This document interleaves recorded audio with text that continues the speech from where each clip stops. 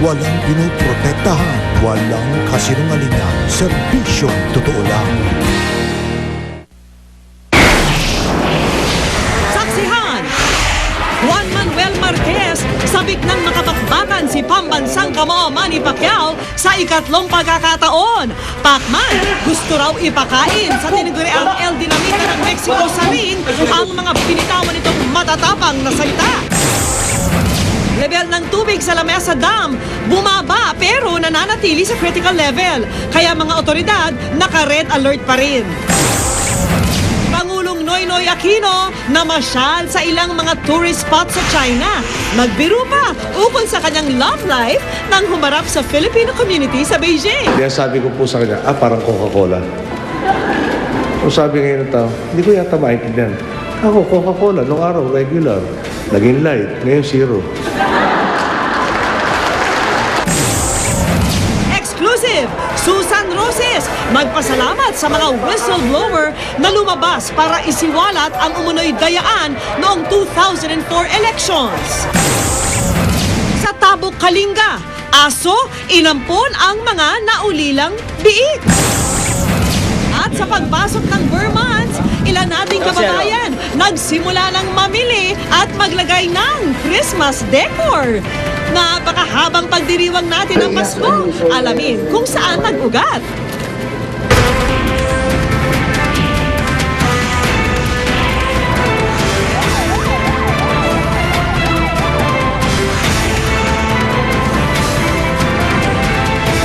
Saksi!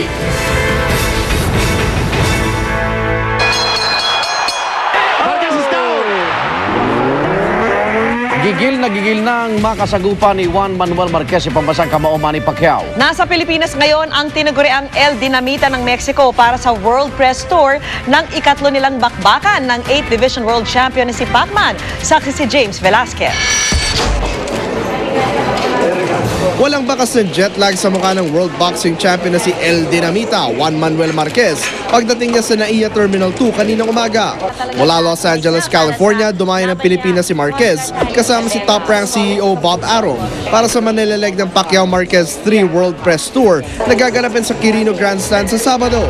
Unang pagkakataong kasama Maynila sa press tour ng laban ni pambansa kamao Manny Pacquiao na natsyempo pang sa Setyembre 1 na itinuturing na simula ng Christmas season sa bansa. Merry Christmas for all the Filipinos people, and again I feel very happy for being here, and I see you on November 12th. Mabuhay, Soli, Kapuso, Ako. At kahit mahaba ang biyahe, sumaglit lang sa hotel si Marquez. Paglabas, nakabihis pang jogging na at 10 minuto tumakbo paikot ng Quirino Grandstand. Kailangan nakakondisyon raw siya para tapatan ang bilis ni Manny. I need to train it for the speed. I need to train it for strength too, because this fight is a different weight. I need more pounds for this fight. I need to train very hard, strength, speed, and I have my team. I have my doctor for help me to this fight. Lalong marami ang nag-abang na Pilipino kay Marquez na mag-courtesy call siya kay Manila Mayor Alfredo Lim. Ikinagulat niya raw ito kahit batid niyang die-hard boxing fan sa marami sa atin. Kaya pangako niya, gawin lahat para makapagbigay ng magandang laban. Mahal ko kayo. Ibinigay ni Mayor Lim kay Marquez at Arum ang ceremonial key ng lungsod ng Maynila. May the best man win. Sa press con sa Manila City Hall, inamin ni Marquez na ininom niya ang kanyang ihi sa isang lumabas na video sa internet bilang bahagi raw ng paghahanda niya noon sa laban nila ni Floyd Mayweather Jr. It's a great medicine for me. It's a great vitamin. The most important is sheep. Is sheep. No pay nothing. Ako si James Velasquez, ang inyong saksi. Palaban naman ang mensahe ni Manny Pacquiao kay Juan Manuel Marquez, handa raw siya ipakain sa El Dinamita ng Mexico ang matatapang nitong salita sa ikatlo nilang pagtotoo sa boxing ring. Saksi si Maris Umali. 5 round ng punch miss.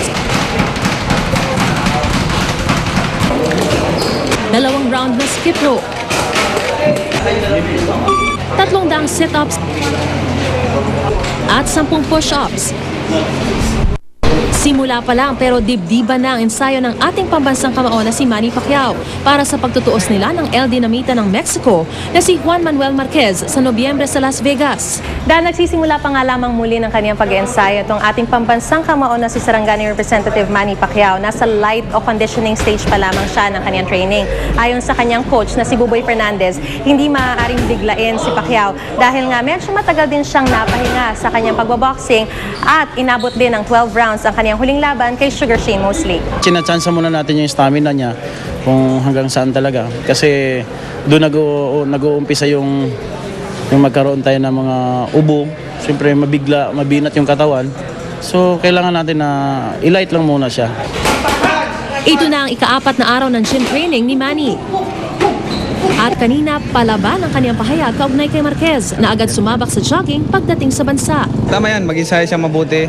Nag-ensayo rin ako mabuti para magkaalaman sa November 12. Magkakaalaman kung totoo yung mga sinasabi niya. Gusto ko lang masigurado na 100% condition ako. Pero mukhang may mas mabigat pang dahilan si Manny sa kanyang puspusang pag-ensayo. Gusto kong maipakain yung mga sinasabi niya. Ito yung gusto niya na mag-rematch kami. So, pagbigyan natin. Dahil talagang gustong-gusto niya. Noon pa siya sumisigaw.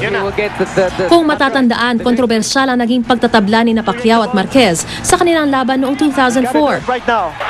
At sa kanilang rematch noong 2008, natalo naman niya si Marquez via split decision. Ayos yun para sa kanya. Ha? Alam mo, mas hindi nga ako pressure dito sa laban na to kaysa ibang mga kalaban ko na malalaki. Isa lang naman yung style niya. Counter puncher lang. Pero hindi pa rin daw magpapatumpik-tumpik ang Team Pacquiao na pinag-aaralan na ng gusto ang mga kahinaan at galaw ni Marquez. Personal na laban na to. Ano yung sabihin pag personal na laban? Mas nakakatakot ba yun? Mas ingatan natin kasi ang Marquez talagang may, kumbaga, magre-revenge talaga siya. Ako si Mariz Umali ang inyong saksi.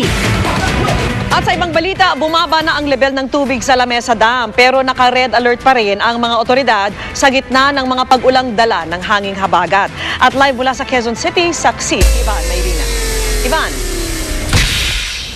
Yes, Vicky, may 5 oras nang hindi umulan dito sa ating kinatatayuan sa Lamesa Dam at napako na nga sa 80.08 meters ang water level ng Lamesa Dam. Sa kabila nito, nananatiling naka-red alert ang mga otoridad lalo't nasa critical level pa rin ang tubig.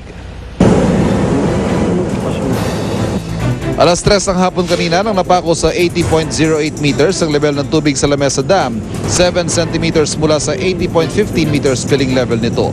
Pero bago nito umabot pa sa 80.12 meters ang level nito alas 5 kaninang umaga dahil sa halos walang tigil na pag-ulan magdamag. Kaya naman hindi pa rin binabawi ng pag-asa ang babala sa mga komunidad malapit sa Tulyahan River. Posible silang bahain sakaling umapaw ang Lamesa Dam. Pero para sa ilang residente sa gilid ng ilog, tila sanayan na lang daw ang labanan. 2 araw na hong malapit ng umapaw yung Lamesa Dam. Hindi ba kayo natatakot?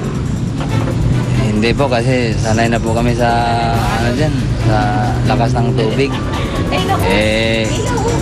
Kaya pag hindi lang kami masyado matutulog pag medyo malakas ang ulan.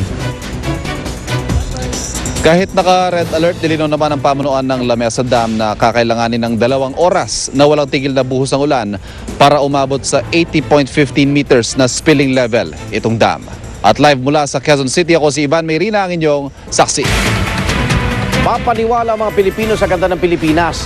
Yan daw ang numero 1 misyon ng bagong Tourism Secretary na si Ramon Jimenez para mapasigla ang turismo sa ating bansa. Saksi si Sandra Aguinaldo. Masayang nagkamayan sina dating Tourism Secretary Alberto Lim at ang kahalili niyan si Secretary Ramon Jimenez Jr., isang veterano sa marketing communications. Si Jimenez ang bumuo ng Tuwid na Daan campaign advertisement ni Pangulong Noynoy Aquino noong 2010 elections. The vision of the straight road was his from the start. All we did was transform it into a single-minded idea that compelled people to vote for him. Ngayon, masusubok ang galing ni Jimenez sa pagbebenta ng Pilipinas bilang destinasyon ng mga turista. Mabigat daw ang target na ipinapasan sa kanya ng Pangulo. We've got to build an entire industry that is focused on generating income and employment. Pero kayang-kaya raw yung maabot. Kung ganda raw kasi ng mga tanawin ng pag-uusapan, hindi mauubusan ang ipagmamalaki ang Department of Tourism. Kasing simple lang daw ito ng pagbibenta ng fried chicken ng isang sikat na Filipino fast food chain na isa sa mga naging kliyente niya. Job number one is to get the product itself to believe in itself. Once we get the Filipino people excited about tourism, then they will in fact attract the world. He's a marketing, advertising guy, and tourism I think is primarily a marketing effort. Ang pinalitan niyang si Lim, nauna nang napaulat na mabibigyan ng pwesto sa Monetary Board, pero itinanggi ito ni Pangulong Aquino. Sa September 16 naman daw iaanunsyo ng Pangulo ang papalit kay Customs Commissioner Angelito Alvarez, pero maugong na ang pangalan ni dating Representative Rufy Biason na natalong senatorial candidate ng Liberal Party. Kaugnay naman ang papalit kay outgoing LTFRB Chairman Nelson Laluces, sinabi ni DOTC Secretary Marojas na may rekomendasyon na siya sa Pangulo. Nakapili na rin daw ang Pangulo ng bagong hepe ng PNP kapalit ni outgoing PNP Chief Raul Bacalzo, ayon kay DILG Secretary Jesse Robredo. Pero nang tanungin kung si NCRPO Chief Nicanor Bartolome ba ito, tumangging magkomento si Robredo. Sandra Aguinaldo ang inyong saksi.